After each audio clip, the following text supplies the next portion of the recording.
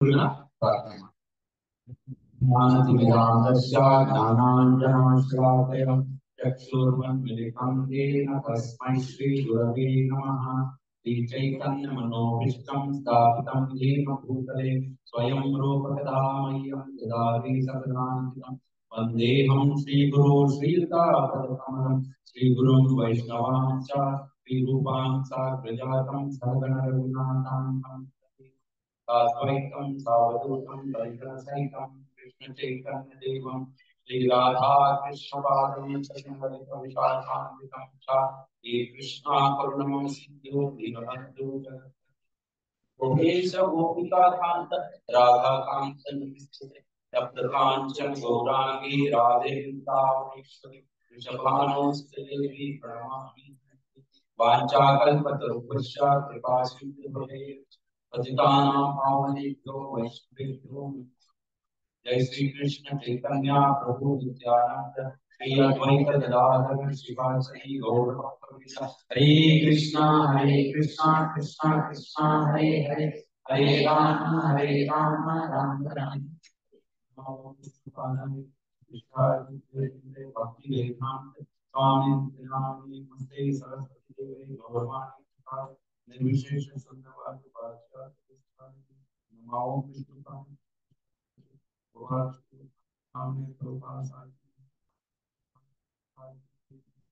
हरे कृष्ण। ಇವತ್ತು ಇಲ್ಲಿ ನಾವೆಲ್ಲ ಸೇರಿರೋದು ಮಾತಾಜಿಯವರ ಒಂದು ಶ್ರೇಯಸ್ಸು ಮತ್ತೆ ಭಗವಂತನ ಕೃಪೆ, ಮಾತಾಜಿ ಮತ್ತೆ ಮಗು ಮೇಲೆ ಭಗವಂತನ ಕೃಪೆ ಇರಲಿ. ಮತ್ತೆ ನಾವು ಕೂಡ ಈ ಭಗವಂತನಿಗೆ ಇಷ್ಟೊಂದು ಅವರು ಕಷ್ಟಪಟ್ಟು ಎಲ್ಲ ತಯಾರು ಮಾಡಿ ಭೋಗ ಅರ್ಪಣೆ ಮಾಡಿದ್ದಾರೆ. ಈ ತರ ಭೋಗ ಅರ್ಪಣೆ ಮಾಡೋದ್ರಿಂದ ತುಂಬಾ ಪ್ರಯೋಜನಗಳಿದೆ. ಹೆಂಗೆ ಯಶೋಧ ಮಾತ ಕೃಷ್ಣನಿಗೆ ಒಳ್ಳೆ ಒಳ್ಳೆ ಏನೇನ್ ಬೇಕು ತಿನ್ನೋದಕ್ಕೆ ಇಷ್ಟವಾದದೆಲ್ಲ ಮಾಡಿ ಕೃಷ್ಣನಿಗೆ ಕೊಡ್ತಾ ಇದ್ರು. ಅದೇ ತರ ಇಲ್ಲಿ ಕೂಡ ಅದೇ ಒಂದು ಭಾವನೆಯಲ್ಲಿ ಮಾತಾಜಿಯರೆಲ್ಲ ಇಷ್ಟೊಂದು ಎಲ್ಲ ಮಾಡಿ ಭಗವಂತನಿಗೆ ಭೋಗ ಅರ್ಪಣೆ ಮಾಡಿದ್ದೀವಿ. ಇದರಿಂದ ಜಗನ್ನಾಥ್ ಅಲ್ವಾ, ಜಗತ್ತಿಗೆ ನಾಥ್, ಅವ್ರು ಸಂತೃಪ್ತಿ ಆದ್ರೆ ಎಲ್ಲರ ಸಂತೃಪ್ತಿ ಆಗೋದಂಗೆ. ಈಗ ನೋಡಿ, ಎಲ್ಲರ ಮನೆಗಳಲ್ಲಿ ಏನೋ ಒಂದು ಕಲಹ ಅಂದ್ರೆ ಪ್ರಾಬ್ಲಮ್, ಅದು ಇದು ಏನೋ ಒಂದು ಪ್ರಾಬ್ಲಮ್ ಇರುತ್ತೆ, ಕಾಯಿಲೆ ಇರುತ್ತೆ, ಇದೆಲ್ಲ ಕಲಿ ಪ್ರಭಾವ ಅಂತ ಹೇಳ್ತಾರೆ ಅಲ್ವಾ. ಈ ಕಲಿ ಪ್ರಭಾವ ಕಡಿಮೆ ಆಗ್ಬೇಕಂದ್ರೆ ಮನೆಗಳಲ್ಲಿ ಈ ತರ ಕಾರ್ಯಕ್ರಮಗಳು ನಡೀಬೇಕು. ಭಗವಂತನ ಇವಾಗ ನಾವು ಭಜನೆ ಮಾಡಿದ್ವಿ, ಜಗನ್ನಾಥ ಅಷ್ಟಕಮ ಮಾಡಿದೀವಿ, ಅದಕ್ಕಿಂತ ಮುಂದೆ ಆರತಿ ಮಾಡಿದೀವಿ, ಭೋಗಾರ್ಪಣೆ ಮಾಡಿದೀವಿ.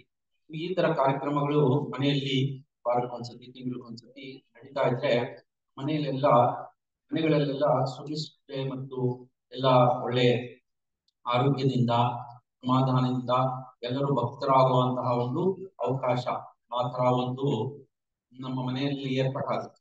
ಸೊ ಅದಕ್ಕೋಸ್ಕರ ಇಲ್ಲಿ ನಾವು ಈ ಒಂದು ಸಮಯದಲ್ಲಿ ಅಂದ್ರೆ ಗರ್ಭಿಣಿ ಆಗಿರುವಂತಹ ಸಮಯದಲ್ಲಿ ನಮ್ಮ ಒಂದು ಶಾಸ್ತ್ರದಲ್ಲಿ ನಾವು ನೋಡ್ತೀವಿ, ಮಹಾಭಾರತದಲ್ಲಿ ಮತ್ತೆ ಶ್ರೀಮದ್ ಭಾಗವತಮಲ್ಲಿ ಪ್ರಹ್ಲಾದ್ ಮಹಾರಾಜ್ ಎಲ್ಲ ಕೇಳಿದ್ರಲ್ಲ. ಪ್ರಹ್ಲಾದ್ ನರಸಿಂಹದೇವಿ ತುಂಬಾ ಪವರ್ಫುಲ್ ನರಸಿಂಹದೇವಿ ಅಲ್ವಾ. ಉಗ್ರ ನರಸಿಂಹ ಅಂತ ಹೇಳ್ತೀವಿ, ಲಕ್ಷ್ಮೀ ನರಸಿಂಹ ಅಂತ ಹೇಳ್ತೀವಿ, ಪ್ರಹ್ಲಾದ್ ನರಸಿಂಹ ಅಂತ ಹೇಳ್ತೀವಿ. ಆ ಒಂದು ಪ್ರಹ್ಲಾದ ಚಿಕ್ಕ ಹುಡುಗ, 5 ವರ್ಷ ಹುಡುಗ, ಆ ಒಬ್ಬ ಚಿಕ್ಕ ಹುಡುಗನಿಗೋಸ್ಕರ ಭಗವಂತ ತನ್ನ ಒಂದು ಅವತಾರವನ್ನೇ ತಾಳಿ ಬರ್ತಾನೆ. ಅಂದ್ರೆ ಎಂತಹ ಭಕ್ತನಾಗಿರ್ಬೇಕು. ಅದಕ್ಕೆ ನಾವು ಪ್ರಹ್ಲಾದ್ ಏನ್ ಹೇಳ್ತೀವಿ, ಪ್ರಹ್ಲಾದ್ ಮಹಾರಾಜ್ ಹೇಳ್ತೀವಿ ಭಕ್ತ ಶಿರೋಮಣಿ. ಎಲ್ಲಾ ಭಕ್ತರಲ್ಲಿ ಶಿರೋಮಣಿ ಅಂದ್ರೆ ಶಿರ ಅಂತಂದ್ರೆ ತಲೆ, ಅಂದ್ರೆ ಅವರೇ ಎಲ್ಲ ಭಕ್ತರಿಗಂತೂ ಉನ್ನತವಾದ ಭಕ್ತರು. ಹೆಂಗೆ ಪ್ರಹ್ಲಾದ್ ಮಹಾರಾಜ್ ಅಷ್ಟು ಉನ್ನತವಾದ ಭಕ್ತರಾದ್ರು ಅಂತ ನಾವು ಅರ್ಥ ಮಾಡ್ಕೊಂಡು ಬಂದ್ರೆ, ಚಿಕ್ಕ ವಯಸ್ಸಿನಲ್ಲೇ ಅವ್ರ ಭಕ್ತರಾಗಿದ್ರು. ನಾವೆಲ್ಲ ದೊಡ್ಡವರಾದ್ಮೇಲೆ ಇರೋ ಭಕ್ತರಾಗಿದ್ರೆ ಪ್ರಯತ್ನ ಮಾಡ್ತಾ ಇದ್ವಿ. ಅವ್ರಂಗಲ್ಲ, ಹುಟ್ಟಿನಿಂದಲೇ ಭಕ್ತರು. ಎಂತಹ ಭಕ್ತರಂದ್ರೆ ಅವರು ಭಗವಂತನ ಬಿಟ್ಟು ಬೇರೆ ಯೋಚನೆ ಮಾಡ್ತಾರೆ. ಅದರಲ್ಲಿ ಪ್ರಹ್ಲಾದ್ ಮಹಾರಾಜು ಆ ವಯಸ್ಸಿನಲ್ಲೇ ನಮ್ಗೆ ಒಂದು ಹೆಂಗೆ ಭಕ್ತಿ ಮಾಡೋದು ಅಂತ ಒಂದು ವಿಧಿ ಹೇಳ್ಕೊಟ್ಟಿದ್ದಾರೆ. ಆ ವಿಧಿನೇ ಇದು ವರ್ಷಾಂತರ ಅಂದ್ರೆ ಸಾವಿರ ವರ್ಷಗಳಾದ್ರೂ ಕೂಡ ಅದೇ ಭಕ್ತಿ ವಿಧಿನೇ. ಯಾವ ಭಕ್ತಿ ವಿಧಿ? ನವಧಾ ಭಕ್ತಿ. ಯಾರಾದ್ರೂ ಗೊತ್ತಾ? ಯಾರಾದ್ರೂ ಹೊಸಬ್ರು ಹೇಳ್ತೀರಾ ನವದಾ ಭಕ್ತಿ ಅಂದ್ರೆ ಯಾವುದು ಅಂತ?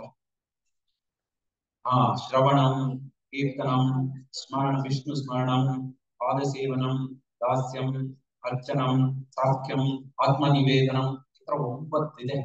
ಇದು ಒಂದು ಸ್ಟ್ಯಾಂಡರ್ಡ್ ಎಲ್ಲರಿಗೂ ಕೊಟ್ಟಿರೋದು. ಇದನ್ನೇ ಪಾಲನೆ ಮಾಡಿ ಭಕ್ತಿಯಲ್ಲಿ ಬೇರೆ ಯಾವುದೂ ವಿಧಿ ಇಲ್ಲ. ಭಕ್ತಿ ಯೋಗ ಅಂದ್ರೆ ಇದನ್ನೇ ಪಾಲನೆ ಮಾಡ್ಬೇಕು. ಇದು ಇವಾಗ ನಾವು ಇವಾಗ ಸ್ಕೂಲ್ಗೆ ಹೋಗ್ತೀವಿ, ಕಾಲೇಜ್ಗೆ ಹೋಗ್ತೀವಿ, ಅಲ್ಲೆಲ್ಲ ಕೆಲವು ಸ್ಟ್ಯಾಂಡರ್ಡ್ ನಮ್ಗೆ ಫಾರ್ಮುಲಾಸ್ ಕೊಟ್ಟಿರ್ತಾರೆ ಅಲ್ವಾ?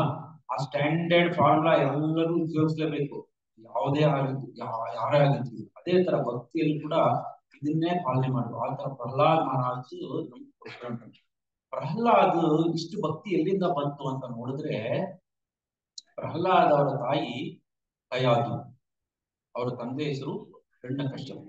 ಹಿರಣ್ಯಕಶ್ಯಪ ನಮ್ಗೆ ಗೊತ್ತಿರೋಂಗೆ ಭಯಂಕರ ಒಂದು ರಾಕ್ಷಸ. ಹಿರಣ್ಯಾಕ್ಷ ಮತ್ತೆ ಹಿರಣ್ಯಕಶ್ಯಪು. ಈ ಹಿರಣ್ಯಕಶ್ಯಪು ಆ ಎಷ್ಟು ಭಯಂಕರ ಅಂತಂದ್ರೆ ಎಲ್ಲ ಭಕ್ತರನ್ನ ತುಂಬಾ ಕಷ್ಟ ಕೊಡ್ತಾ ಇರ್ತಾರೆ. ಅದು ಯಾಕೆ ಅಂತ, ಯಾಕೆ ಆ ತರ ರಾಕ್ಷಸರಾಗ್ಬಿಟ್ಟು ಹಿರಣ್ಯಕಶ್ಯಪು ಹಿರಣ್ಯಾಕ್ಷ ಅನ್ನೋದು ಅದು ಕೂಡ ಇದೆ. ಅದು ಬೇರೆ ಸಂದರ್ಭದಲ್ಲಿ ನಾವು ಅದನ್ನ ಚರ್ಚೆ ಮಾಡೋಣ. ನಮ್ಮ ಮಕ್ಕಳು ಒಂದೊಂದ್ಸತಿ ತಂದೆ ತಾಯಿ ಒಳ್ಳೆಯವರಾಗಿರ್ತಾರೆ, ಆದ್ರೆ ಮಕ್ಕಳು ತುಂಬಾ ಭಯಂಕರ ಕೆಟ್ಟವರಾಗಿರ್ತಾರೆ. ಯಾಕೆ ಅಂದ್ರೆ ಅದಕ್ಕೆ ಕೂಡ ಕಾರಣ ಇದೆ. ಅದರಲ್ಲೂ ಕೂಡ ನಮ್ಮ ಶಾಸ್ತ್ರದಲ್ಲಿ ಕೊಟ್ಟಿದ್ದಾರೆ. ಅದು ತಂದೆ ತಾಯಿ ಯಾವ ತರ ಸಂಸ್ಕಾರಗಳನ್ನ ನಡೆಸ್ಕೊಂತಾರೋ ಅದರ ಮೇಲೆ ಮಕ್ಕಳು ಒಳ್ಳೆಯವರ ಭಕ್ತರಾಗ್ತಾರ ಇಲ್ಲ ಕೆಟ್ಟವರಾಗ್ತಾರ ಅನ್ನೋದು ಕೂಡ ಅದು ಕೂಡ ಕೊಟ್ಟಿದ್ದಾರೆ. ಅದು ಬೇರೆ ಯಾವಾಗಾದ್ರೂ ನಾವು ಚರ್ಚೆ ಮಾಡೋಣ. ಈಗ ನಾವು ಪ್ರಹ್ಲಾದ ಹೆಂಗೆ ಒಳ್ಳೆ ಭಕ್ತರಾದ್ರು, ಇಷ್ಟು ದೊಡ್ಡ ಭಕ್ತರಾದ್ರು ಅನ್ನೋದಕ್ಕೆ ಕಾರಣ ಏನಂತಂದ್ರೆ, ಹಿರಣ್ಯಕಶ್ಯಪ ತುಂಬಾ ಕಷ್ಟ ಪಡ್ತಾ ಇರ್ತಾರೆ ಎಲ್ಲರಿಗೂ. ಈ ದೇವಿ ದೇವತೆಗಳು ತುಂಬಾ ಕಷ್ಟ ಪಡ್ತಾರೆ. ಸ್ವರ್ಗದಲ್ಲಿ ಹೋಗ್ಬಿಟ್ಟು ಇಂದ್ರ ಅವರಿಗೆಲ್ಲ ತುಂಬಾ ಹಿಂಸೆ ಕೊಟ್ಬಿಟ್ಟು ಬರ್ತಾರೆ. ಅದೇ ಸಮಯದಲ್ಲಿ ಹಿರಣ್ಯಕಶ್ಯಪ ಏನ್ ಮಾಡ್ತಾರೆ ಅಂದ್ರೆ, ನನಗೆ ಈಗಿರೋ ಶಕ್ತಿ ಸಾಲದು, ನಾನು ಇನ್ನ ಹೆಚ್ಚು ಶಕ್ತಿ ಪಡ್ಕೋಬೇಕಂದ್ಬಿಟ್ಟು ಬ್ರಹ್ಮನಿಗೆ ತಪಸ್ಸು ಮಾಡಕ್ಕೆ ಅರಣ್ಯಕ್ಕೆ ಹೋಗ್ಬಿಟ್ಟು ಘೋರವಾದ ತಪಸ್ಸೆ ಮಾಡ್ತಾರೆ. ಹಿರಣ್ಯಕಶ್ಯಪ ಎಷ್ಟು ಘೋರವಾದ ತಪಸ್ಸೆ ಮಾಡ್ತಾರೆ ಅಂದ್ರೆ ಪೂರ್ತಿ ಬ್ರಹ್ಮಾಂಡನೇ ನಡಗಕ್ಕೆ ಶುರುವಾಗೋದು. ಈ ಒಂದು ತುಂಬಾ 1000 ವರ್ಷಗಳ ಗಟ್ಟಲೆ ತಪಸ್ಸು ಮಾಡ್ಕೊಂಡು ಆವಾಗ ಕಯಾದು ಅವಾಗ ಗರ್ಭಿಣಿ. ಆ ಗರ್ಭಿಣಿ ಸಮಯದಲ್ಲಿ ಈ ದೇವಿ ದೇವತೆಗಳು ಏನ್ ಮಾಡ್ತಾರಂದ್ರೆ, ಈ ಹಿರಣ್ಯಕಶಿಪುನೇ ಇಷ್ಟು ದೊಡ್ಡ ರಾಕ್ಷಸ, ಇವನ್ ಮಗ ಹುಟ್ಟಿದ್ರೆ ಇನ್ನು ಎಷ್ಟು ನಮಗ್ ಕಷ್ಟ ಕೊಡ್ಬೋದು ಅಂದ್ಬಿಟ್ಟು ಏನಾದ್ರು ಮಾಡಿ ಈ ಮಗುವನ್ನ ಮತ್ತೆ ತಾಯಿನ ಸಾಯಿಸ್ಬಿಡೋಣ ಅಂದ್ಬಿಟ್ಟು ದೇವಿ ದೇವತೆಗಳೆಲ್ಲ ಕಯಾದನ್ನ ಎಳ್ಕೊಂಡ್ ಬರ್ತಾರೆ. ಇಂದ್ರ ಎಳ್ಕೊಂಡ್ ಬರ್ತಾರೆ. ಅದೇ ಸಮಯದಲ್ಲಿ ನಾರದ ಮುನಿ ಬರ್ತಾರೆ. ನಾರದ ಮುನಿ ಬಂದ್ಬಿಟ್ಟು ಹೇಳ್ತಾರೆ, ಯಾರಿಗೆ? ಇಂದ್ರನಿಗೆ ಮತ್ತು ದೇವಿ ದೇವತೆಗಳಿಗೆ, ಈ ತರ ಮಾಡಬೇಡಿ, ಈ ತರ ಮಾಡೋದು ತಪ್ಪು. ಅವರು ಹುಟ್ಟೋ ಮಗು ಆತರ ಹಿರಣ್ಯಕಶಿಪು ತರ ದೊಡ್ಡ ರಾಕ್ಷಸನಾಗಿ ಹುಟ್ಟೋದಿಲ್ಲ, ಒಳ್ಳೆಯ ಹುಡುಗನಾಗಿ ಭಕ್ತನಾಗಿ ಹುಡ್ತಾನೆ ಅಂತ ಹೇಳಿ ಅವ್ರನ್ನ ಅವರಿಂದ ಬಿಡಿಸ್ಬಿಟ್ಟು, ಆಗ ನಾರದ ಮುನಿ ಹೇಳಿದಾಗ ಅವ್ರಿಗೆ ಸ್ವಲ್ಪ ಧೈರ್ಯ ಬರುತ್ತೆ ದೇವಿ ದೇವತೆಗಳಿಗೆ. ಆಯ್ತು, ಒಳ್ಳೆ ಭಕ್ತರಾದ್ರೆ ನಮ್ಗೆ ಒಳ್ಳೇದು. ಯಾಕಂದ್ರೆ ಭಕ್ತರಾದ್ರೆ ಯಾರಿಗೂ ಪ್ರಾಬ್ಲಮ್ ಇಲ್ಲ. ಭಕ್ತರ ಆಗದೆ ಇದ್ರೆ ಮನೆಯಲ್ಲಿರೋರ್ಗೂ ಪ್ರಾಬ್ಲಮ್, ಆಚೆಯವ್ರಿಗೂ ಪ್ರಾಬ್ಲಮ್. ಈ ನಮ್ಮ ಸೊಸೈಟಿಯಲ್ಲೆಲ್ಲ ಪ್ರಾಬ್ಲಮ್ ಕ್ರಿಯೇಟ್ ಮಾಡುದು. ಸೊ ಅದಕ್ಕೆ ಭಕ್ತರಾಗತ್ತಾರೆ ಅಂದ್ರೆ ಶಾಂತವಾಗಿರ್ತಾರೆ, ಯಾವ್ದು ತೊಂದರೆ ಬರಲಿ, ಯಾವ ಜೀವಿಗೂ ತೊಂದರೆ. ಸೊ ಅವಾಗ ದೇವತೆಗಳು ಬಿಟ್ಬಿಟ್ಮೇಲೆ ತನ್ನ ಆಶ್ರಮದಲ್ಲೇ ಇಟ್ಕೊಂತಾರೆ. ನಾರದ ಮುನಿ ತನ್ನ ಆಶ್ರಮದಲ್ಲಿ ಇಟ್ಕೊಂಡು ಅವ್ರಿಗೆ ನಾರದ ಮುನಿ ಡೈಲಿ ಭಗವಂತನ ಬಗ್ಗೆ, ಭಾಗವತನ ಬಗ್ಗೆ, ಭಕ್ತಿ ಬಗ್ಗೆ ಎಲ್ಲ ಹೇಳ್ತಾ ಇರ್ತಾರೆ.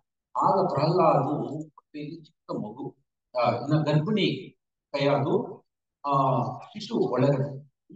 ಆ ಶಿಶುವಾಗಿದ್ರು ಕೂಡ ಹೇಳಿರೋ ಭಾಗವತನೆಲ್ಲ ಕೇಳಿಸ್ಕೊಂತಾರೆ. ಅಂದ್ರೆ ಚಿಕ್ಕಂದಿನಿಂದಲೇ ಈ ಒಂದು ಭಕ್ತಿಯನ್ನ ಕೇಳಿಸ್ಕೊಂಡ್ಬಿಟ್ರೆ ಅವರು ಹುಟ್ಟಿದ ತಕ್ಷಣ ಭಕ್ತಿ ಮಾಡೋದಕ್ಕೆ ಶುರು ಮಾಡ್ಬಿಡ್ತಾರೆ. ಸೊ ಆ ಒಂದು ಕಾರಣದಿಂದ ಶ್ರೀಮದ್ ಭಾಗವತದಲ್ಲಿ ಕೊಟ್ಟಿದ್ದಾರೆ. ಆ ಒಂದು ಕಾರಣದಿಂದ ಹುಟ್ಟಿದ ತಕ್ಷಣನೇ ಸ್ವಲ್ಪ ದೊಡ್ಡವನಾದ ತಕ್ಷಣ ಮಗು ಹರಿನಾಮ ಸಂಕೀರ್ತನೆ, ವಿಷ್ಣುವೇ ಭಗವಂತ, ನಾವು ಈ ಶರೀರ ಶಾಶ್ವತ ಅಲ್ಲ, ಈ ಒಂದು ಜ್ಞಾನ ಮತ್ತೆ ಭಕ್ತಿ ಎಲ್ಲದನ್ನ ಭಜನೆ ಮಾಡೋದಕ್ಕೆ ಶುರು ಮಾಡಿದ್ರು. ಓಂ ನಮೋ ನಾರಾಯಣ, ಓಂ ನಮೋ ಭಗವತೆ ವಾಸುದೇವ, ಹರೇ ಕೃಷ್ಣ ಇವೆಲ್ಲ ಯಾವಾಗ್ಲೂ ಭಜನೆ ಮಾಡೋದು. ಮತ್ತೆ ತನ್ನ ಜೊತೆಯಲ್ಲಿರೋರಿಗೆಲ್ಲ ಕೂಡ ಈ ಭಜನೆಗಳನ್ನು ಕಲಿಸ್ಕೊಂಡು ಆದ್ರೆ ಇದು ಹಿರಣ್ಯಕಶಿಪು ಇಷ್ಟ ಇಲ್ಲ. ಈ ತರ ದೊಡ್ಡ ಭಕ್ತನಾಗ್ತಾರೆ, ಅದು ನಮ್ಗೆಲ್ಲ ಗೊತ್ತಿರುವಂತದ್ದು. ಅಂದ್ರೆ ಇಲ್ಲಿ ನಾವು ಏನ್ ಕಲಿಬಹುದು ಅಂತಂದ್ರೆ, ನಾವು ಆ ಒಂದು ಸಮಯದಲ್ಲಿ ತಾಯಿ ಶ್ರೀಮದ್ ಭಾಗವತಂ ಕೇಳೋದು, ಭಗವದ್ಗೀತೆ ಕೇಳುವಂಥದ್ದು, ಇಲ್ಲ ಓದೋಂಗಿದ್ರೆ ಓದಬಹುದು, ಇಲ್ಲ ಅಂತಂದ್ರೆ ನಮ್ಗೆಲ್ಲ ಶ್ರೀಲ ಪ್ರಭುಪಾದ ಕೊಟ್ಟಿರುವಂತಹ ಲೆಕ್ಚರ್ಸ್ ಇದೆ ಶ್ರೀಮದ್ ಭಾಗವತಂ ಬಗ್ಗೆ, ಭಕ್ತಿ ಏನ್ ಮಾಡ್ಬೋದು ಅಂತ, ಭಜನೆಗಳನ್ನ ಕೇಳೋದು, ಭಗವಂತ ದೇವಸ್ಥಾನಕ್ಕೆ ಹೋಗೋದು, ದರ್ಶನ ಮಾಡ್ಕೊಳ್ಳೋದು.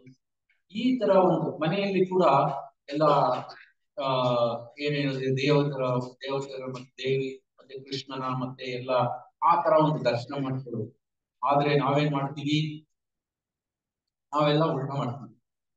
ಟಿವಿ ಸೀರಿಯಲ್ ನೋಡ್ತೀವಿ, ಮೊಬೈಲ್ ನೋಡ್ತೀವಿ, ನಾವು ಕೇಳುವಂತಹದ್ದು ಅದೇ ಇರುತ್ತೆ, ನೋಡೋದ ಅದೇನಿಲ್ಲ ಮಗು ಮೇಲೆ ಪರಿಣಾಮ ಬೀರುತ್ತೆ. ನಾವೇನಂದ್ವಿ, ಮಗು ಏನು ಗೊತ್ತಾಗಲ್ಲ, ಮಗು ಕೇಳಲ್ಲ ಅನ್ಕೊಂಡ್ವಿ, ಮಗು ಎಲ್ಲ ಕೇಳಿದ್ವಿ. ಮತ್ತೆ ಭಾಗವತಂನಲ್ಲಿ ಇನ್ನೂ ಒಂದು ಬರುತ್ತೆ, ಏನ್ ಹೇಳ್ತಂದ್ರೆ, ಮಗು ಮಾತ್ರ ಪ್ರಹ್ಲಾದ್ ಮಾತ್ರ ಭಕ್ತರಾದ್ರು, ತಾಯಿ ಯಾಕೆ ಭಕ್ತರಾಗಿಲ್ಲ, ಅಷ್ಟು ದೊಡ್ಡ ಭಕ್ತರು ಅಂತ ಕೇಳಿದ್ದಕ್ಕೆ, ತಾಯಿ ಆ ಸಮಯದಲ್ಲಿ ಯಾವ ತರ ಮನಸ್ಥಿತಿ ಇದೆ ಇತ್ತು ಅಂದ್ರೆ, ಅವ್ರಿಗೆ ಎರಡು ಭಯದಿಂದ ಕೂಡಿದ್ರು. ಯಾವುದು, ಒಂದು ನನ್ನ ಮಗುನ ಏನಾದ್ರು ಸಾಯಿಸ್ಬಿಡ್ಬೋದು ದೇವತೆಗಳು ಅನ್ನೋ ಒಂದು ಟೆನ್ಷನ್, ಇನ್ನೊಂದು ಟೆನ್ಷನ್ ನಮ್ಮ ಗಂಡ ಇಷ್ಟು ವರ್ಷ ಆದ್ರೂ ಏನಾಗ್ಬಿಟ್ರು ಏನೋ, ಸುತ್ತೋಗ್ಬಿಟ್ರು ಏನೋ, ಬರ್ತಾರೋ ಇಲ್ವೋ ಅನ್ನೋ ಟೆನ್ಷನ್. ಈ ಎರಡು ಟೆನ್ಷನ್ ಅಲ್ಲಿ ಅವ್ರು ಸರಿಯಾಗಿ ಕೇಳಿಸ್ಕೊಂಡಿಲ್ಲ ನಾರದ ಮುನಿ ಹೇಳಿ. ಆದ್ರೆ ಮಗು ಏನ್ ಟೆನ್ಷನ್ ಇತ್ತು, ಏನು ಟೆನ್ಷನ್ ಇಲ್ದಿರಾ ಚೆನ್ನಾಗಿ ಕೇಳಿಸ್ಕೊಂಡಿದ್ರು. ಅದಕ್ಕೆ ಶ್ರವಣ ಅಂತ ನಾವು ನಾವೆಲ್ಲಾದ್ರೂ ಭಾಗವತ ಕೇಳಕ್ ಹೋದಾಗ, ಭಗವದ್ಗೀತೆ ಓದಿದಾಗ, ನಮ್ಗೆಲ್ಲಾ ಟೆನ್ಷನ್ಗಳನ್ನ ಬಿಟ್ಟು ನಾವು ಪೂರ್ತಿ ಅದನ್ನೇ ಕೇಳ್ಬೇಕು. ಆವಾಗ ನಮ್ಗೆ ಅದು ಚೆನ್ನಾಗಿ ಅಂಟುತ್ತೆ. ಇಲ್ಲ ಅಂದ್ರೆ ಮನೆಯಲ್ಲಿ ಮನೆಗಳ ಟೆನ್ಷನ್ನು, ಆ ಟೆನ್ಷನ್ ಈ ಟೆನ್ಷನ್ ಇಟ್ಕೊಂಡು ನಾವು ಇಲ್ಲಿ ಕೇಳಿದ್ರೆ ಅದಕ್ಕೆ ಪ್ರಹ್ಲಾದ ತಾಯಿ ಅಷ್ಟು ದೊಡ್ಡ ಭಕ್ತರಾಗಿ, ಪ್ರಹ್ಲಾದ್ ಮಾತ್ರ ಚೆನ್ನಾಗಿ ಕೇಳಿದ್ದಕ್ಕೆ, ಏನು ಟೆನ್ಷನ್ ಇದ್ರೆ ಕೇಳಿದ್ದಕ್ಕೆ ಒಳ್ಳೆ ಭಕ್ತರ.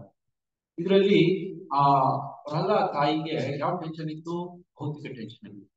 ಸೊ ಅದಕ್ಕೋಸ್ಕರ ನಾವು ಎಲ್ಲಾದ್ರೂ ಕೇಳುವಾಗ ಭೌತಿಕ ಟೆನ್ಷನ್ ಎಲ್ಲ ಬಿಟ್ಟು ನಾವು ಚೆನ್ನಾಗಿ ಕೇಳಬೇಕು. ಇದು ಒಂದು.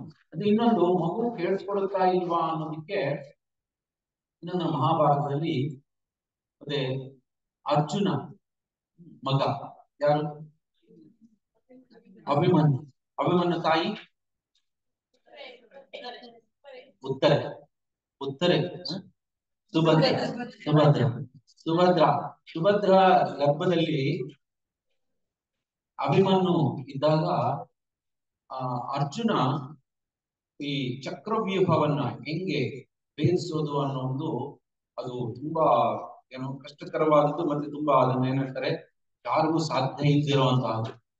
ಅಂತಹ ಒಂದು ಹೆಂಗೆ ಭೇದಿಸಬಹುದು ಅನ್ನೋದನ್ನ ಅರ್ಜುನ ಸುಭದ್ರಾಗೆ ಹೇಳ್ತಾ ಇರ್ತಾರೆ. ಸುಭದ್ರ ಏನ್ ಮಾಡಿರ್ತಾರೆ, ನಿದ್ದೆ ಮಾಡುದು.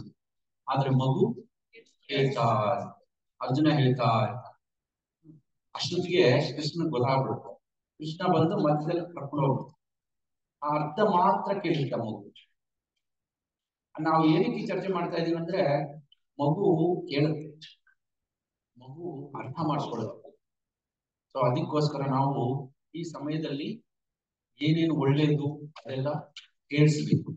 ತಾಯಿ ಕೇಳಿಸ್ಕೊಂತಾ ಇದ್ರೆ, ಇವಾಗ ಮಗು ಒಳಗಡೆ ತಾಯಿಯ ಒಂದು ಮಾಡುವಂತಹ ಊಟ, ಪೌಷ್ಟಿಕಾಂಶ ಎಲ್ಲವನ್ನು ತಗೊಳುತ್ತೆ. ಅದೇ ತರ ತಾಯಿ ಏನು ಯೋಚನೆ ಮಾಡುತ್ತಾ ಆ ಯೋಚನೆಗಳ ಪರಿಣಾಮ ಕೂಡ ಬೀಳುತ್ತೆ. ಅದೇ ತರ ತಾಯಿ ಏನಾದ್ರೂ ಕೇಳ್ತಾ ಇದ್ರೆ ನೀನ್ ಕೇಳ್ಕೊಳ್ಳಿ, ಮತ್ತೆ ಸುತ್ತಮುತ್ತಲು ಏನ್ ನಡೀತಾ ಇರುತ್ತೆ ಅದು ಕೂಡ ಕೇಳಿಸ್ಕೊಂತಾ ಇರುತ್ತೆ. ಸೊ ಈ ತರ ಎಷ್ಟೋ ಉದಾಹರಣೆಗಳು ನಾವು ನೋಡ್ಬೋದು. ಮಗು ಕೇಳುತ್ತೆ, ಅರ್ಧ ಹೇಳಿದ್ರೆ ಕರೆಕ್ಟ್ ಆಗಿ ಅರ್ಧನೇ ಕೇಳಿಸ್ಕೊಂಡಿದ್ವಿ, ಪೂರ್ತಿ ಹೇಳಿದ್ರೆ ಪೂರ್ತಿನೇ ಕೇಳಿಸ್ಕೊಂಡು. ಸೊ ಇದಕ್ಕೆ ಪ್ರೂಫ್ ಏನು, ಕರೆಕ್ಟ್ ಆಗಿ ಕೇಳಿಸ್ಕೊಂಡಿದೆ. ಸೊ ಅದಕ್ಕೋಸ್ಕರ ಅರ್ಧಕ್ಕೆ ಹೋಗ್ಬಿಟ್ಟು ಆಮೇಲೆ ಏನ್ ಮಾಡ್ಬೇಕು, ಇಲ್ಲ ಅಂದ್ರೆ ಅರ್ಧನೇ ಕೇಳಿ. ಸೊ ಈ ತರ ಅದಕ್ಕೆ ನಾವು ಎಲ್ಲ ತಂದೆ ತಾಯಿಗಳ ಸ್ವಪ್ನ ಏನು, ಮಕ್ಕಳು ಚೆನ್ನಾಗಿ. ಒಂದು ವೇಳೆ ಮಕ್ಕಳು ಕೆಟ್ಟೋಗ್ಬಿಟ್ರೆ ಜೀವನನೇ ಬೇಡ ಅನ್ಸ್ಬಿಡುತ್ತೆ ಅಲ್ವಾ. 24 ಗಂಟೆ ತಂದೆ ತಾಯಿ ಇದೇ ಯೋಚನೆ ಮಾಡುದು. ನಾವು ಆ ಒಂದು ಸಮಯದಲ್ಲಿ ಒಳ್ಳೆ ಸಂಸ್ಕಾರ ಕೊಡ್ಬಿಟ್ರೆ 9 ತಿಂಗಳು 10 ತಿಂಗಳು ನಾವು ಜೀವನ ಪರ್ಯಂತ ಒಳ್ಳೆ ಮುಕ್ತ ನೋಡಿ. ಎಷ್ಟು ಟೆಕ್ನಿಕ್ ಇದೆ ಈಗ ಅಲ್ವಾ. ಆ ಒಂದು 9 ತಿಂಗಳು ಒಂದು 10 ತಿಂಗಳು ನಾವು ಸರಿಯಾಗಿ ಸಂಸ್ಕಾರ ಕೊಟ್ಟಿಲ್ಲ, ಸರಿಯಾಗಿ ನಾವು ಏನ್ ಮಾಡ್ಬೇಕು ಅದು ಮಾಡಿಲ್ಲ ಅಂತಂದ್ರೆ ಜೀವನ ಪರ್ಯಂತ ನಾವು ಕಷ್ಟಪಡ್ಬೇಕಾಗುತ್ತೆ. ಟೆನ್ಷನ್. ಕೆಲವು ಮಕ್ಕಳು ಹೇಳಿದ ಮಾತು ಕೇಳಲ್ಲ, ಕೆಲವು ಮಕ್ಕಳು ಓಡೋಗ್ಬಿಡ್ತಾರೆ ಸರಿಯಾಗಿ ಓದೋದಿಲ್ಲ. ತಂದೆ ತಾಯಿಗಳಿಗೆ ಇದೇ ಟೆನ್ಷನ್, ಆ ಟೆನ್ಷನ್ ಇಂದ ಎಲ್ಲ ಕಾಯಿಲೆ ಬಂತು ಅಲ್ವಾ. ಹಾ, ಸೊ ಅದಕ್ಕೋಸ್ಕರ ನಾವು ನೀವು ಈ ತರ ಇವತ್ತು ಮಾಡಿರೋದು ತುಂಬಾ ಒಳ್ಳೇದು. ಈ ತರ ನಾವು ಇನ್ನ ಕೆಲವು ಹೇಳ್ಬೋದು, ಪ್ರಭುಜಿಗಳು ಕೆಲವು ಹೇಳ್ತಾರೆ, ಪ್ರಭುಜಿಯಿಂದ ತುಂಬಾ ಚೆನ್ನಾಗಿ ಗೊತ್ತು ಇನ್ನ ಉದಾಹರಣೆಗಳು. ನಾನು ಇನ್ನೊಂದು ಇವತ್ತು ಬರ್ತ್ಡೇ, ನಾವು ಬರ್ತ್ಡೇಗಳು ಹೆಂಗೆ ಸೆಲೆಬ್ರೇಟ್ ಮಾಡ್ಕೊಂತೀವಿ, ಮಕ್ಕಳ ಬರ್ತ್ಡೇಗಳು ಸಾಮಾನ್ಯವಾಗಿ ದೊಡ್ಡ ದೊಡ್ಡ ಹಾಲ್ ಹೋಗ್ಬಿಟ್ಟು, ದೊಡ್ಡ ಹೋಟೆಲ್ ಹೋಗ್ಬಿಟ್ಟು ಅಲ್ಲೆಲ್ಲ ಬುಕ್ ಮಾಡ್ಬಿಟ್ಟು ಆ ತರ ಮಾಡ್ತಾರೆ. ನಮಗೂ ಅನ್ಸುತ್ತೆ ಯಾವಾಗಲೂ ಬರ್ತ್ಡೇ ಕರೆದಿದ್ರು, ಆ ಮನೆ ಬರ್ತ್ಡೇ ಮಗು ಹೋಗಿದ್ದು, ಮಗು ಇನ್ನ 1 ವರ್ಷ ಮಗು ದೊಡ್ಡದಾಗೆಲ್ಲ ಅರೇಂಜ್ ಮಾಡ್ಬಿಟ್ಟಿದ್ದಾರೆ. ಆದ್ರೆ ಆ ಮಗು ಜ್ವರ ಬಂದ್ಬಿಟ್ಟಿದೆ, ಅವು 102 ಜ್ವರ ಬಂದ್ಬಿಟ್ಟಿದೆ, ಆ ಮಗು ಒಳಗಡೆ ಆಗ್ತಾ ಇದೆ. ಇವರೆಲ್ಲ ಫುಲ್ ಒಂದು ಎಲ್ಲ ರಿಲೇಟಿವ್ಸ್ ಎಲ್ಲ ಕರ್ಬಿಟ್ಟಿದ್ದಾರೆ, ಇವ್ರ ಸಂಭ್ರಮ ಆಚೆ, ಆ ಮಗು ಒಳಗಡೆ ಆಗ್ತಾ ಇದೆ. ನೋಡಿ ಯಾವ ತರ ಬರ್ತ್ಡೇ ಇದೆ. ಭಗವಂತನ ಕೃಪೆ ಇಲ್ಲ ಅಂದ್ರೆ ನಾವು ಭೌತಿಕವಾಗಿ ಕೂಡ ನಾವೇನು ಮಾಡಕ್ಕಾಗಲ್ಲ. ನಾವು ಭೌತಿಕವಾಗಿ ಏನಾದ್ರೂ ನಾವು ಮಾಡಬೇಕಂದ್ರೆ ಕೂಡ ಭಗವಂತನ ಕೃಪೆ ಇರಬೇಕು, ಜನಕ್ಕೆ ಗೊತ್ತಿಲ್ಲ. ಅದಕ್ಕೋಸ್ಕರ ನಾವು ಏನೋ ಒಂದು ಮಾಡಕ್ ಹೋಗ್ತೀವಿ, ಒಂದೊಂದ್ಸಲ ಅದು ಕೂಡ ಕೆಟ್ಟು ಹೋಗ್ಬಿಡುತ್ತೆ ಅಲ್ವಾ, ತುಂಬಾ ಖರ್ಚು ಮಾಡಿ. ಅದಕ್ಕೋಸ್ಕರ ಮಕ್ಕಳ ಈ ಒಂದು ಬರ್ತ್ಡೇ ಅಂತ ನಾವೇನ್ ಹೇಳ್ತೀವಿ. ನಿನ್ನೆ ನಾನು ಒಂದು ಹೇಳ್ತಾ ಇದ್ದೆ, ನಮ್ಮ ಉಪನಿಷತ್ತು ಮತ್ತೆ ನಮ್ಮ ಶಾಸ್ತ್ರದ ಪ್ರಕಾರ ಮನುಷ್ಯ ಜನ್ಮ ಸಿಗ್ಬೇಕಂದ್ರೆ ಎಷ್ಟೋ ಕೋಟಿ ವರ್ಷಗಳಾದ್ರೆ ಒಂದು ಮನುಷ್ಯ ಜನ್ಮ ಸಿಗುತ್ತೆ. ಆ ಮನುಷ್ಯ ಜನ್ಮ ಸಿಕ್ಕಿದಾದ್ಮೇಲೆ ಇನ್ನೆಷ್ಟೋ ಒಂದು 10 ಕೋಟಿ ಜನ್ಮ ಅಷ್ಟು ತಾಳಿದ್ರೆ ಅದರಲ್ಲಿ ಭಗವಂತನ ಭಕ್ತರಾಗ್ತಾರೆ, ವಿಷ್ಣುವಿನ ಬ್ರಾಹ್ಮಣರಾಗಿ ಹುಟ್ಟುತ್ತಾರಂತೆ. 10,000 ಕೋಟಿ ಮನುಷ್ಯ ಜನ್ಮ ಆದ್ಮೇಲೆ ಬ್ರಾಹ್ಮಣರಾಗ, ಅದಾದ್ಮೇಲೆ ಎಷ್ಟೋ ಕೋಟಿ ಜನ್ಮ ಆದ್ಮೇಲೆ ಅದು ಭಗವಂತನ ಭಕ್ತರಾಗಿ ವೈಷ್ಣವರಾಗಿ, ಅದು ಎಷ್ಟೋ ಕೋಟಿ ಜನ್ಮ ಆದ್ಮೇಲೆ ನಿರಂತರ ಭಗವಂತನ ನಾಮಸ್ಮರಣೆ ಮಾಡುವಂತ ಭಾಗ್ಯ ಸಿಗುತ್ತೆ.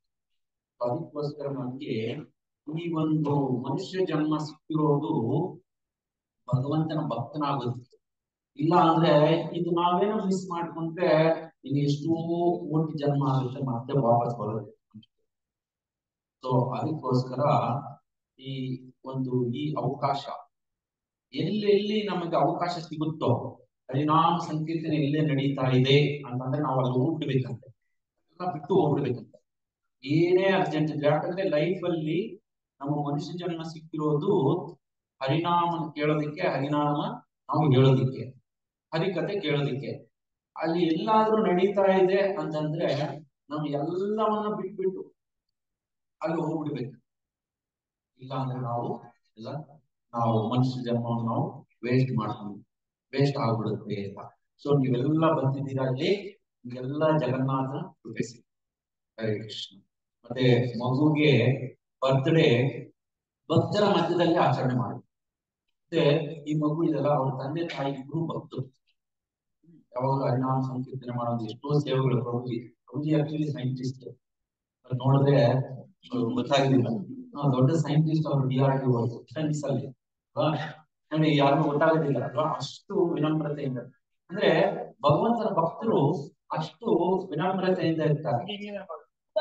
ಅಂತಹ ಮಗು, ಆ ಮಗು ಕೂಡ ತುಂಬಾ ದೇವಸ್ಥಾನಕ್ಕೆ ಬರ್ತಾರೆ, ದೇವರ ಸೇವೆಗಳೆಲ್ಲ ಮಾಡ್ತಾರೆ, ಅವ್ರ ತಂದೆ ತಾಯಿ ಎಲ್ಲಿ ಹೋದ್ರೆ ಅವ್ರ ಜೊತೆಯಲ್ಲಿ ಹೋಗ್ತಾರೆ, ಚೆನ್ನಾಗಿ ಓದ್ತಾರೆ, ತುಂಬಾ ಇಂಟೆಲಿಜೆಂಟ್ ಹುಡುಗಿ.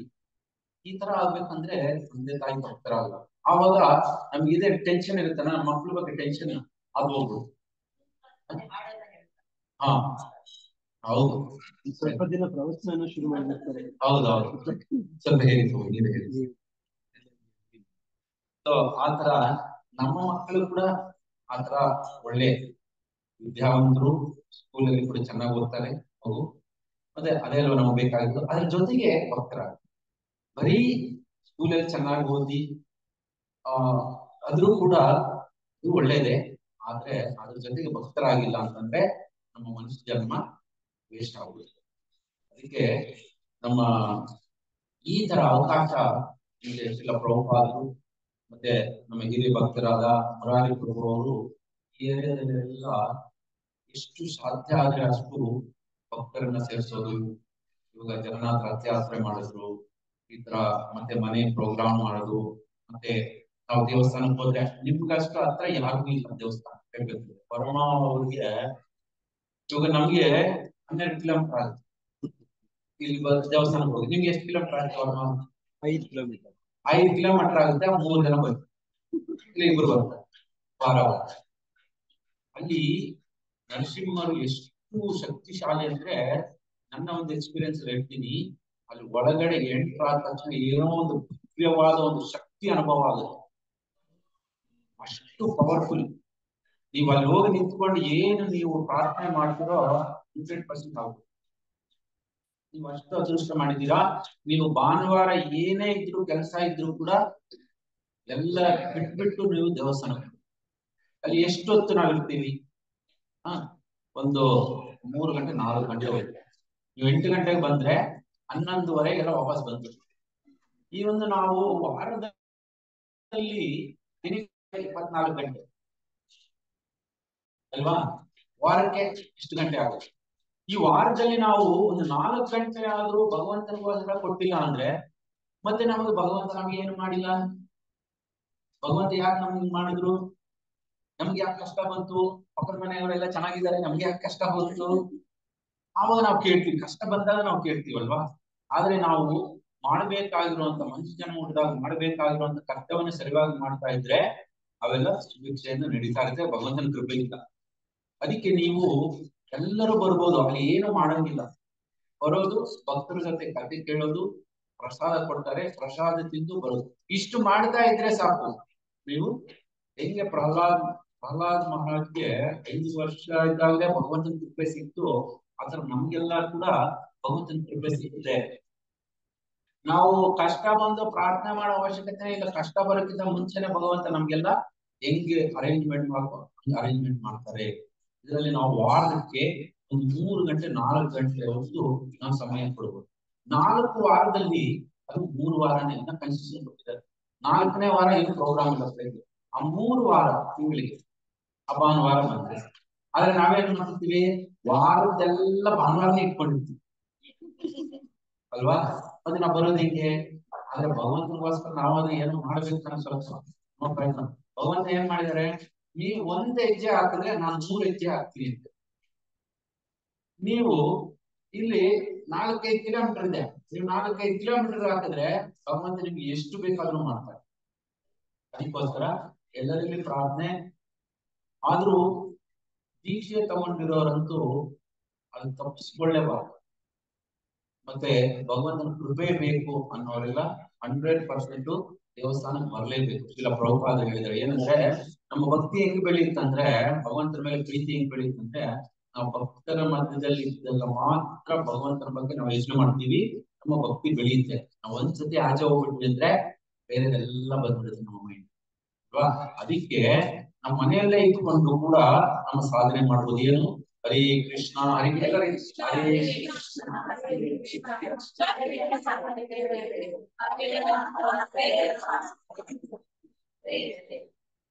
हाँ तो माता जी लोग हिंदी कन्नड़ा थोड़ा समझते हैं, अभी नहीं समझा। अब मैं ऐसे ही थोड़ा बता दूं। एक्चुअली हम लोग सभी लोग हरे कृष्ण महामंत्र जप कर रहे हैं, तो आसान है ना? घर में भी बैठ के हम लोग माला है आपके, माला नहीं तो माता जी से ले सकते हैं माला, और रोज जप करते हैं हाँ करते रहिए, है ना? और हफ्ते में एक बार और मंदिर पास में है, कभी आए राधा कृष्ण और नरसिंह देव और भक्तवत्सल बालाजी यार आना है, थोड़ा भजन वगैरह करके और प्रसाद लेके वापस आना। तो हर संडे को आप लोग आ सकते हैं। तो आತರ ನಮ್ಮ ಮನೆಯಲ್ಲಿ ಇವಾಗ ಎಷ್ಟು ಜನ ಇಲ್ಲಿ ಒಂದು ಮಾಲೆ ಮಿನಿಮಮ್ ಒಂದು ಮಾಲೆ ಜಪ ಮಾಡೋರು ಎಷ್ಟು ಜನ ಇದ್ದೀರಾ? ಯಾರೋ ಒಂದು ಮಾಲೆ 16 ಮಾಲೆ ಕೇಳ್ತಾರೆ. ನಾನು ಒಂದು ಮಾಲೆ ಮಾಡೋದು ಮಿನಿಮಮ್ ಒಂದು ಮಾಲೆ ಮಾಡೋದು. ಯಾರು ಒಂದು ಮಾಲೆ ಮಾಡ್ತಾ ಇಲ್ವಾ? ಯಾರು ಎಲ್ಲರೂ ಮಿನಿಮಮ್ ಒಂದಕ್ಕಿಂತ ಹೆಚ್ಚು ಒಂದಕ್ಕಿಂತ ಹೆಚ್ಚು ಒಂದಕ್ಕಿಂತ ಹೆಚ್ಚು ಒಂದು ಮತ್ತೆ ಒಂದು ಒಂದಕ್ಕಿಂತ ಹೆಚ್ಚು ಡೈಲಿ. ಮತ್ತೆ ನೀವು ಮಾಡ್ತೀರಲ್ಲ, ನಾವು ಒಂದಕ್ಕಿಂತ ಹೆಚ್ಚಂದ್ರೆ ಎಲ್ಲರೂ ಎತ್ಬೇಕು. ಯಾರು 16 ಮಾಲೆ ಮಾಡೋರು ಕೂಡ ಎತ್ಬೇಕು. ಮಿಕ್ಕಿದವರು ದಯವಿಟ್ಟು ಒಂದು ಮಾಲೆ ಆದ್ರೂ ಮಾಡಿ. ಇವತ್ತು ಈ ವಾರೆಯನ್ನು ಶ್ರಾವಣದಲ್ಲಿ ನಾವೇನಾದ್ರೂ ಒಂದು ಸಂಕಲ್ಪ ಮಾಡ್ಕೋಬೇಕು. ಸಂಕಲ್ಪ ಅಂದ್ರೆ ಗೊತ್ತಲ್ಲ, ಒಂದು ವ್ರತ ತರ. ಏನಾದ್ರೂ ಒಂದು ಹೊಸದು ಮಾಡ್ಬೇಕು. ಆ ಹೊಸದು ಏನಂತಂದ್ರೆ ನಮಗೆ ಎಲ್ಲಾ ಕೊಡುವಂತಹದ್ದು ಈ ಭಗವಂತನ ನಾಮಸ್ಮರಣೆ, ಹರೇ ಕೃಷ್ಣ ಮಹಾಮಂತ್ರ. ಒಂದು ಮಾಲೆ ಮಾಡೋದಕ್ಕೆ ಎಷ್ಟು ಟೈಮ್ ಇರುತ್ತೆ ಗೊತ್ತಾ? 8 ನಿಮಿಷ 10 ನಿಮಿಷ ಇಟ್ಕೊಳ್ಳಿ. 10 ನಿಮಿಷ ದಿನಕ್ಕೆ ನಾವು 10 ನಿಮಿಷ ಕೊಡಕ್ಕೆ ಸಾಧ್ಯ ಆಗುತ್ತೆ. ಎಷ್ಟು ದಿನಕ್ಕೆ? 10 ನಿಮಿಷ ಕೊಡಕ್ಕೆ ದೇವರು ಕೊಡ್ತೀವಿ ಅಂತ ಹೇಳಿದ ಕೈ ಯಾರು ದಿನಕ್ಕೆ 10 ನಿಮಿಷ ನಾನು ಟೈಮ್ ಕೊಡ್ತೀನಿ. 10 निमिष 10 मिनट में रोज भगवान के लिए देता हूँ, टाइम देता हूँ. कितना लोग दे सकते हैं? 10 मिनट, सिर्फ 10 मिनट 10 निमिष दे सकते हैं ना? मध्य जी बगल में आप मध्य जी आप 10 मिनट दे सकते भगवान के लिए रोज? 10 मिनट. तो ಇಲ್ಲೆಲ್ಲರೂ 10 ನಿಮಿಷ ಕೊಡ್ತೀರಾ? ಯಾರು ಕೈ ಎತ್ತಿದ್ದೀರಾ? ಇವಾಗೆಲ್ಲ ಜಗನ್ನಾಥ್ ನೋಡಿದಾರೆ, ನಾವೆಲ್ಲ ನೋಟ್ ಮಾಡ್ಕೊಂಡಿದ್ದೀವಿ. ಫೋಟೋ ತಗೊಳ್ಳೋಣ. 10 ನಿಮಿಷ ಕೊಡ್ತೀನಿ ಭಗವದ್ ದೇವರಿಗೋಸ್ಕರ, ಕೃಷ್ಣನಿಗೋಸ್ಕರ. 10 ನಿಮಿಷ ಒಂದು ಮೊಬೈಲ್ ಅಲ್ಲಿ ಒಂದು ವಾಟ್ಸ್ಆಪ್ ನೋಡಿ ಇಲ್ಲ ಏನೋ ನೋಡ್ತಿರಲ್ಲ. ಮತ್ತೆ ಒಂದು ಸೀರಿಯಲ್ ಅಲ್ಲಿ ಒಂದು ಸೀರಿಯಲ್ ಎಷ್ಟು ನೋಡಿ ಎಲ್ಲರೂ ಗೊತ್ತಾಗ. ಒಂದೇ ಸೀರಿಯಲ್ ನೋಡೋರು ಎಷ್ಟು ಜನ ಇದ್ದಾರೆ? 2-3 ಸೀರಿಯಲ್ ನೋಡೋರು ಇದ್ದೀರಾ? ತುಂಬಾ ಇದ್ದಾರೆ. ಈ 2-3 ಸೀರಿಯಲ್ ನೋಡಿ, ನಾವು ಬೇಡ ಅಂತ ಇಲ್ಲ, ನೀವು ಸೀರಿಯಲ್ ನೋಡೋದು ಬೇಡ ಅಂತ ಇಲ್ಲ. ನೀವು ಸೀರಿಯಲ್ ನೋಡಿ ಅದ್ರ ಜೊತೆಗೆ 10 ನಿಮಿಷ ನಾವು ಕೊಡ್ತೀವಿ. ಬೆಳಗ್ಗೆ ಆದ್ರೂ ಪರವಾಗಿಲ್ಲ, ಮಧ್ಯಾಹ್ನ ಆದ್ರೂ ಪರವಾಗಿಲ್ಲ, ಸಾಯಂಕಾಲ ಆದ್ರೂ ಪರವಾಗಿಲ್ಲ. ಯಾವುದೇ ಸಮಯದಲ್ಲಿ ಬೆಳಗ್ಗೆ ಮಧ್ಯಾಹ್ನ ಸಾಯಂಕಾಲ 10 ನಿಮಿಷ. ಇವಾಗ ಯಾರ್ಯಾರು 10 ನಿಮಿಷ ನಾನು ಟೈಮ್ ಕೊಡ್ತೀನಿ ಅಂತ ಹೇಳಿದೀರಾ ಅವ್ರ ಹತ್ರ ಎಲ್ಲ ಮಾಲೆ ಇದೆಯಾ? ಎಲ್ಲರ ಹತ್ರ ಮಾಲೆ ಇದೆ.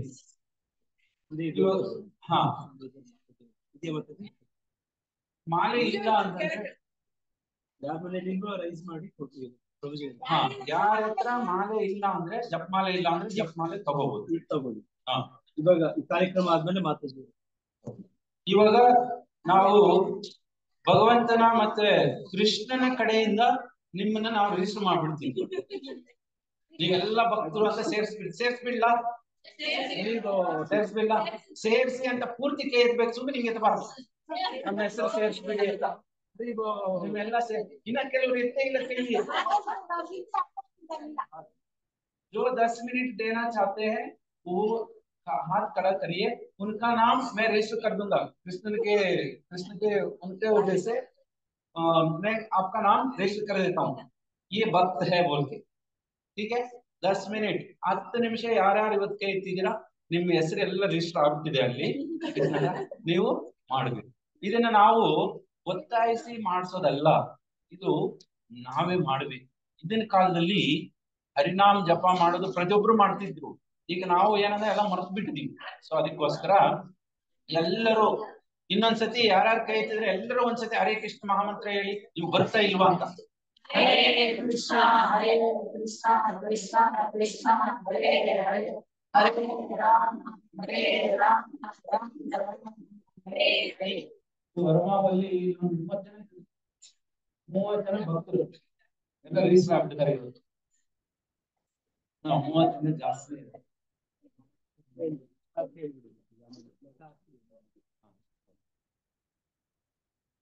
ಶ್ರೀಲ ಪ್ರಭುಪಾದ ಕಿ ಜೈ. ಹರೇ ಕೃಷ್ಣ. ಎಲ್ಲರೂ ಒಂದು ಹಾಗೆ ಶಾಂತ ಹೋಗಬೇಕು. ಇವತ್ತು ನಾವು ಈಗ ನಂತರ ಪುಟ್ಟಲಕ್ಷ್ಮಿ ಅವರ ಬರ್ಡೇ ಕೇಕ್ ಕಟ್ ಮಾಡ್ತೀವಿ. ಈಗ ಇಲ್ಲಿ ಬಂದು ಕೆಲವು ಅನೌನ್ಸ್ಮೆಂಟ್ಸ್ ಕಳಿಸ್ತೀವಿ. ಈ ಶ್ರಾವಣ ಮಾಸದಲ್ಲಿ ಇದೇ ರೀತಿ ಶನಿವಾರ ಈ ಯಾರ ಮನೆಯಾದ್ರು ವಿಶೇಷ ಕಾರ್ಯಕ್ರಮಗಳು ಇಟ್ಕೋತೀವಿ. ಈ ಮನೆ ಬಂದು ಕೀರ್ತನೆ ಭಜನೆ ಮಾಡ್ಬೇಕು ಅಂತಂದ್ರೆ 70 ಜನ.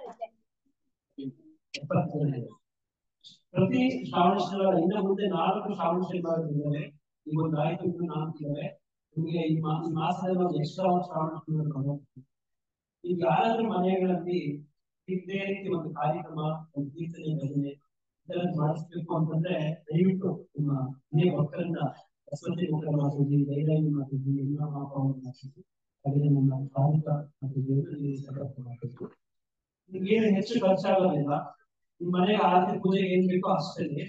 ಬಂದವ್ರಿಗೆ ಒಂದು ಬಾಳೆಹಣ್ಣು ಕೊಟ್ಟರೆ ಒಂದು ಹಣ್ಣು ಇಷ್ಟೇ ಕಾರ್ಯಕ್ರಮ ಇಟ್ಕೊಳ್ಳಿ. ಶನಿವಾರ ನೀವು ನಮ್ಮನ್ನು ಆಹ್ವಾನಿಸಿದ್ರೆ ಈ ಮನೆಗೆ ಬಂದು ನಾವು ಕೀರ್ತನೆ ಮಾಡ್ತೀವಿ. ಇದರಿಂದ ನಾವೀಗ ಒಂದು ವಾತಾವರಣ ಹೇಗೆ ಬದಲಾಯಿತು ಅಲ್ವಾ? ಇದೆಲ್ಲ ಯೋಚನೆಗಳು, ಚಿಂತನೆಗಳು, ಈ ಮನೆ ಮಕ್ಕಳು ಇದನ್ನೆಲ್ಲ ಒಂದು ವಿಶೇಷವಾಗಿ ಬದಲಾಗುತ್ತೆ. ಹಾಗಾಗಿ ಪ್ರತಿಯೊಬ್ಬರಿಗೆ ಅವಕಾಶವನ್ನು ತಗೊಂಡು ನಾವು ತೆಗೆದಿದ್ದೀವಿ. ನೀವು ತಯಾರಿದ್ದೀರಾ? ಈ ಮನೆಯಲ್ಲಿ ಈ ತರದ ಒಂದು ಅವಕಾಶ ದಯವಿಟ್ಟು ತಗೊಂಡು. ಎರಡನೇದು, ಈ ಮನೆಯಲ್ಲಿ ಪ್ರತಿ ಶನಿವಾರ ಮಕ್ಕಳಿಗೆ ವಿಶೇಷ ಕಾರ್ಯಕ್ರಮ ಮಾಡ್ತಾ ಇದ್ವಿ.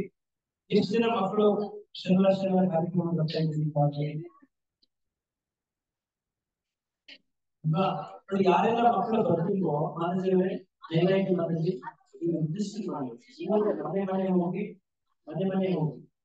ಎಷ್ಟು ಜನ ಮಕ್ಕಳು ಇದ್ದಾರೋ ಅವರೆಲ್ಲ ಹೇಳಿ ತಂದೆ ತಾಯಿ ಬರಲ್ಲ, ಯುವಕರು ಬರಲ್ಲ, ಯುವತಿಯರು ಬರಲ್ಲ, ಮಕ್ಕಳನ್ನು ಕರೆಸಿ ಕೈ ಎತ್ತಿದ್ರಲ್ಲ ಮಕ್ಕಳೆಲ್ಲ ಇವನ್ನೆಲ್ಲ ಸೇರಿಸ್ಕೊಂಡು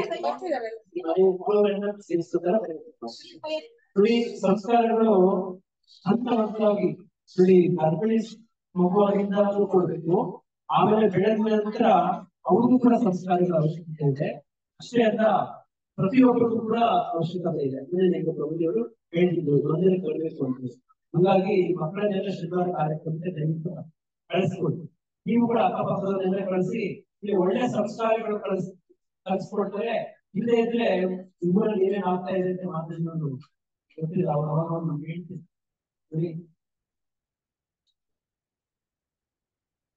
ಹಂಗೆ ನಿಮ್ಮ ಮಕ್ಕಳನ್ನ ಶನಿವಾರ ದಯವಿಟ್ಟು ಕಾರ್ಯಕ್ರಮ ಕಳಿಸ್ಕೊಡಿ. ಇಲ್ಲಿ ಹೇಳ್ಕೊಡಕ್ಕೆ ಯಾರು ಬರ್ತಿದ್ದಾರೆ ಗೊತ್ತಾ?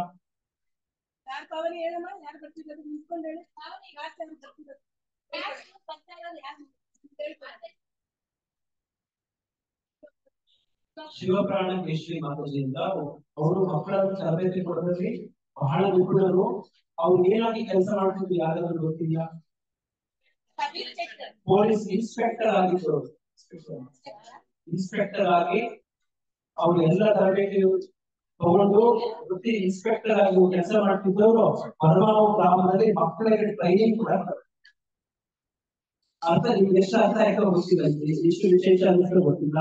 ಪೊಲೀಸ್ ಟ್ರೈನಿಂಗ್ ಕೊಡಕ್ಕೆ ಬಸ್ ಅದೇ ಒಂದು ಶಿಸ್ತು, ಒಂದು ಭಕ್ತಿ ಎಲ್ಲರೂ ಕಲ್ಸ್ಕೊಟ್ರೆ ದಯವಿಟ್ಟು ನಿಮ್ಮ ಮಕ್ಕಳಿಗೆ ಕಲಿಸ್ತೀವಿ. ಅದು ನೀವು ಹೆಚ್ಚಿನ ಪ್ರಯತ್ನ ಮಾಡಿ. ಒಬ್ಬ ಪೊಲೀಸ್ ಇನ್ಸ್ಪೆಕ್ಟರ್ ಬಂದು ನೀವು ತರಬೇತಿ ಕೊಡ್ತಾರೆ ಅಂತಂದ್ರೆ ಈಗ ಯಾಕೆ ಆಗ್ಬಿಡ್ತು ಅಲ್ವಾ? ದಯವಿಟ್ಟು ಹಾಗೇನೆ ಹತ್ರ ಜನ್ಮಾಷ್ಟಮಿ ಹತ್ತಿರ ಬರ್ತಾ ಇದೆ. 9ನೇ ತಾರೀಕು ಬಲರಾಮ ಪೂರ್ಣಿಮಾ ಇದೆ. ನಂತರ 14ನೇ ತಾರೀಕು ಜನ್ಮಾಷ್ಟಮಿ ಇದೆ. ಜನ್ಮಾಷ್ಟಮಿ ಮಹಾಮಹೋತ್ಸವಕ್ಕೆ ಇವೆಲ್ಲರ ಸಹಕಾರದಿಂದ ರಥಯಾತ್ರೆ ತುಂಬಾ ಚೆನ್ನಾಗಿ ಮಾಡಿದ್ವಿ ಸಹೋದರು. ಅದೇ ರೀತಿ ಹನುಮಾವಳಿ ನಾವು ಮಾಡುವಂತ ಮುಖ್ಯ 3 ಕಾರ್ಯಕ್ರಮ ಯಾವ್ಯಾವುದು? ಒಂದು ರಥಯಾತ್ರೆ ಆಯಿತು, ಈಗ ಜನ್ಮಾಷ್ಟಮಿಗೆ ಬರ್ತಾ ಇದೆ. ಅದರ ನಂತರ ರಾಮೋತ್ಸವ, ತುಳಸಿ ಪೂಜೆ, ಈ 3 ನಾವು ವಿಶೇಷವಾಗಿ ಮಾಡ್ತೀವಿ. ಈಗ ಜನ್ಮಾಷ್ಟಮಿ ಬರ್ತದೆ. ಇವೆಲ್ಲರ ಸಹಕಾರ, ಇವೆಲ್ಲರ ಸಹಕಾರ ಹೇಗ್ ಬೇಕು ಅಂತಂದ್ರೆ ನೀವು ಬರ್ಬೇಕು, ನಿಮ್ ಮನೆಯವ್ರನ್ನ, ನೆಂಟ್ರಿಸ್ನ, ಅಕ್ಕಪಕ್ಕದವ್ರನ್ನ ಕರ್ಕೊಂಡ್ ಬರ್ಬೇಕು. ಅಷ್ಟೇ ಕರಿಬೇಕು. ಜನ್ಮಾಷ್ಟಮಿ ನಾವು ಮಾಡ್ತಿದ್ವಿ, ಬನ್ನಿ ಅಂತ ಕರಿಬೇಕು. ನೀವು ಕರ್ಕೊಂಡು ಬಂದ್ರೆ ಬಾಕಿ ಎಲ್ಲ ವ್ಯವಸ್ಥೆಗಳು ಆಗ್ತಾ ಇರ್ತವೆ. ಇವೆಲ್ಲರ ಹೆಚ್ಚಿನ ಸಂಖ್ಯೆಯಲ್ಲಿ ಬಂದ್ರೆ ಊರಿನ ಮುಖಂಡರಿಗೂ ಕೂಡ ನಿಮ್ಗೆಲ್ಲರಿಗೂ ವ್ಯವಸ್ಥೆಗಳು ಮಾಡ್ಕೊಂಡ್ರೆ ಖುಷಿ ಇದೆ. ಹಾಗಾಗಿ ದಯವಿಟ್ಟು ಎಲ್ಲರೂ ಜನ್ಮಾಷ್ಟಮಿ ಬನ್ನಿ. ಪ್ರತಿ ವರ್ಷ ಏನಾಗುತ್ತಲ್ಲ ಜನ್ಮಾಷ್ಟಮಿ ಅಮ್ಮನವರ ಗುಡಿಯಲ್ಲಿ, ಮಾರಮ್ಮನವರ ಗುಡಿಯಲ್ಲಿ ಅದಾಗುತ್ತೆ. ನಾವು ನೀವೆಲ್ಲರೂ ಹೀಗೆ ಪ್ರಾರ್ಥನೆ ಮಾಡ್ಕೊಂಡ್ರೆ ಮುಂದಿನ ವರ್ಷ ನಮ್ಮ ವೇಣುಗೋಪಾಲ ಸ್ವಾಮಿ ದೇವಸ್ಥಾನದಲ್ಲೇ ಜನ್ಮಾಷ್ಟಮಿ ಇವೆಲ್ಲರೂ ಶ್ರದ್ಧೆ ಭಕ್ತಿಯಿಂದ ಮಾಡ್ಬೇಕಾಗಿರುವಂತ ಜಪ ತಪ ದೇವಸ್ಥಾನಕ್ಕೆ ಬರೋದು, ಪ್ರಚಾರ ಮಾಡೋದು ಎಲ್ಲ ಮಾಡಿದ್ರೆ ಇದೂರಲ್ಲಿ ಸ್ವಾಮಿ ಉದ್ಭವಿಸ್ತಾನೆ ಅವತಾರ ಕಾಣ್ತಾನೆ. ಅದಕ್ಕೆ ಮುಂದಿನ ವರ್ಷ ಕೂಡ ನಾವೆಲ್ಲ ತಯಾರು ಮಾಡಿದ್ದೇವೆ. ಕೃಷ್ಣ ಈಗ ಎಲ್ಲರೂ ಪ್ರಕಾಶ್ರೀ ಅವರ ಜನ್ಮದಿನದ ಕೇಕ್ ಕಟ್ ಮಾಡಿ ಆಮೇಲೆ ನಂತರ ಎಲ್ಲರೂ ಪ್ರಸಾದವನ್ನು ಸ್ವೀಕರಿಸ್ತಾರೆ. ಕೃಷ್ಣ ಎಲ್ಲರೂ